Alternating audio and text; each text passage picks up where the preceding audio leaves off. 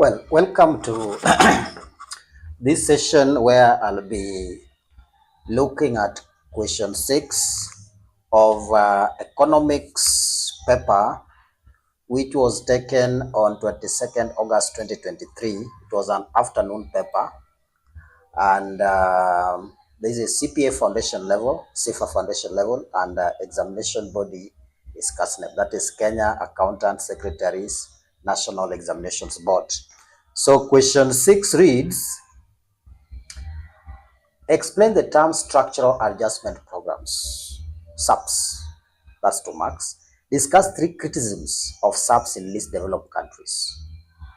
Part B, analyze 4 challenges that may be encountered by an economy when transitioning from a planned economy to a free enterprise system. Part C, explain the term legal tender with the aid of a diagram. Okay, explain the term legal tender. Then part 2, with the aid of a diagram, explain the concept of a liquidity trap. So that's all for question 6, and we should see what the solution looks like. And yes, this is where we are. All right. That's where we are. So we just a moment. I don't know why it's taking long to bring me what I want. Okay, now, so the paper that you want to look at is economics, CPA stroke CIFA, as I've shown you, foundation level. It's KASNEB examinations, which was taken August 22nd of 2023, and it's question 6, as we have seen. So part A required us to define what structural adjustment programs are. So SAPs are economic policies often described by international financial institutions like the IMF and World Bank to countries experiencing economic crisis. Now, these programs typically involve measures like reducing government spending, privatizing state-owned enterprises, and deregulating markets to foster economic stability and growth. Now, in Kenya, structural adjustment programs were implemented primarily in the late 1980s and early 1990s. Now, under these programs aimed to address economic challenges and promote growth through a series of reforms. And key measures that are normally given, because these are normally the prescriptions. So in this instance, Kenya was given by the by IMF, and I think even to date we can see some of the government actions or policies being put in place to imply with some of these SAPs that come as a result of having to go and borrow money. Now, these are conditions that are put forth to a country when they go to borrow money from international financial institutions like the IMF and World Bank, as I've mentioned. Now, key measures that were put in place at that particular time included 1, fiscal policies. Now, fiscal policies here, this aimed at reducing budget deficits by increasing taxes and cutting public expenditure. Then another measure that was imposed on the country is monetary policies, that is controlling inflation through interest rate adjustments and managing the money supply. Now, another one was trade liberalization. Now, that had something to do with removing trade barriers to encourage exports and reduce imports. So that was the measure. Now, we'll see the consequences of having to implement such measures. There are consequences on the economy. Now, another one is privatization. And I think this, we should remember, has brought a lot of heated debate about now which state-owned corporations or should be privatized, or okay, in view of managing costs, or whether they are, if left in the hands of the state, is it giving the public value for money? So privatization is selling state-owned enterprises to private investors to improve efficiency and reduce government debt. Now, this has been a strategy that we haven't seen in the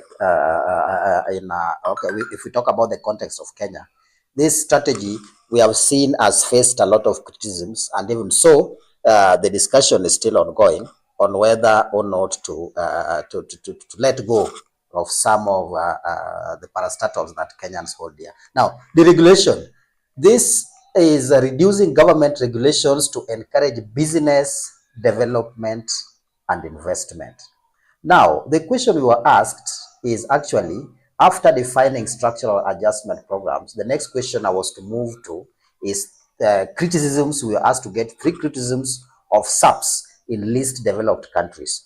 And I just wanted us to understand the background of the way in which SAPs manifests themselves in government policies and the consequences that they have on the populace. Now, one of the criticisms we have is social impact. So SAPs often lead to reduced government spending on essential services like healthcare and education, disproportionately affecting the poor. Since it guides now, this social impact is derived directly from this measure of fiscal policies, because reducing budget deficits. Now, when if you have to reduce budget deficits, then it means you have to find a better way of increasing your revenue basket. And this, most of the time, an economy is stretched to the limit and may have little options to have a leverage on increasing the tax base or revenue in whichever way. So what normally happens is that when budgeting, in the process of budgeting, then the concept of opportunity cost and choice comes in, so that there are projects which will be undertaken and some will not be undertaken.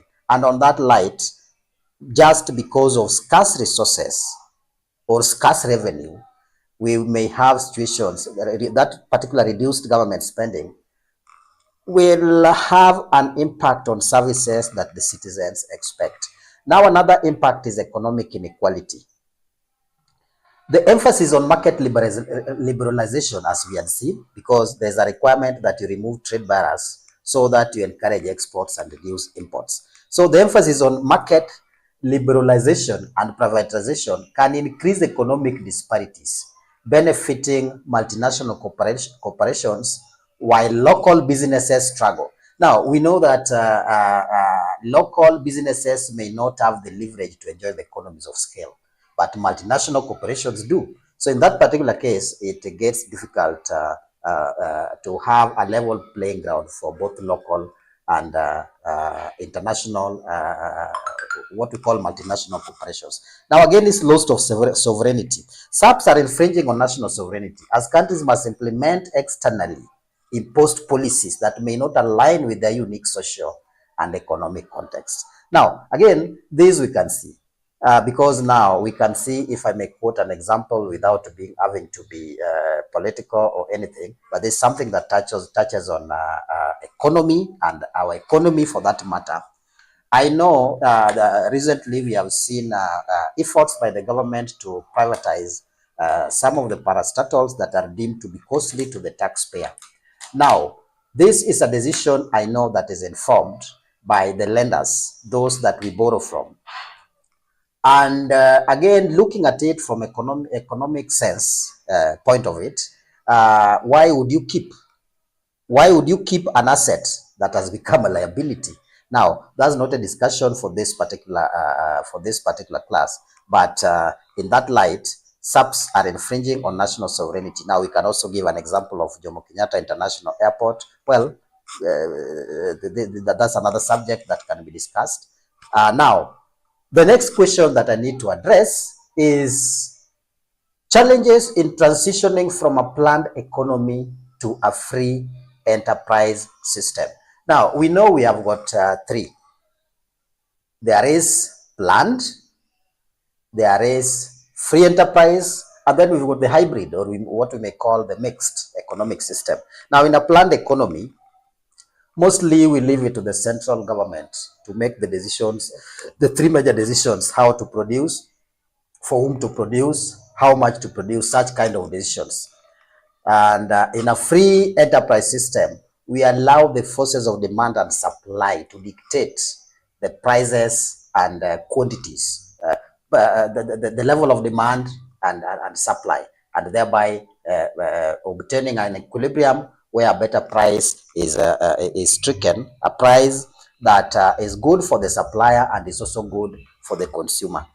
So, challenges if a country has to transition from a planned economy to a free enterprise system. In other words, now the state is letting go to allow the forces of demand and supply to dictate the conditions of the market, to dictate prices, to dictate quantities to be produced. Now, one challenge that can be seen is economic disruption, because the shift can cause significant economic instability and uncertainty. Because now this will also call for changes in policies. Now, another one is unemployment. Now, restructuring state-owned corporations often leads to job losses, causing social unrest. Now, I know that's not the context within which the NHIF transition from NHIF to SHA. It's close to that. I know this occasioned, in this context, it looks like it's restructuring. Yeah, it's also restructuring, but I know could be it's a decision that okay, it's a decision that is also open to discussion, as already we witnessed what's going on. So NHIF staffs may be wondering how to move from how they are about their job security, having to move from NHIF to the new authority that is the new body that is created. Now, another one is regulatory framework. Now, creating a functional legal and regulatory system for a market economy is complex and time consuming. A lot of planning has to go in it, because it also has consequences of in terms of revenue. That means it directly impacts on our country has to plan how it has to execute its mandate. Our government has to execute its mandate as a government, and also allow the forces of demand and supply to operate without interference to give the balance that is required in the economy. Now, another one is inequality. The transition can increase income and wealth disparities as some adapt more quickly than others. And again, this can also be seen in line of technology. There are those who have adapted it so quickly, and some are still slow. But the ones who adapted it so quickly are getting and reaping the best out of it. So in the same sense, we also have diehards who will be like, now, this is what we are used to. And now having to think otherwise may takes time. So those are the challenges that an economy may face when transitioning from a planned economy to a free enterprise system. Now, the next question was, what is a legal tender? Now, legal tender is money. So legal tender is money that is legally recognized by government as acceptable for payment of debts. Is the official currency that must be accepted in transactions within the country. So that's that. Now, liquidity trap. This is one that is getting more interesting, because it happens. First, I want to look at the diagram, because the diagram will give us all. So the definition as required is a liquidity trap happens when interest rates are very low and saving rates are high, making monetary policy ineffective. Now, in this situation, people prefer to hold on to cash rather than invest or spend. Now, rendering traditional monetary policy tools like lowering interest rates useless in stimulating the economy. Now, we see that here. Look here. Here we have demand for money versus interest rate in a liquidity trap. Now, we see money on the x-axis, so demand for money, and here we have interest rate on the y-axis. Now, what's happening here is that we can see that we would expect that as interest rate decreases, as we see, demand for money increases. That is so. But now, that happens up to a particular point where even if you lower the interest rate even further, the demand stays static. It remains what it was as this.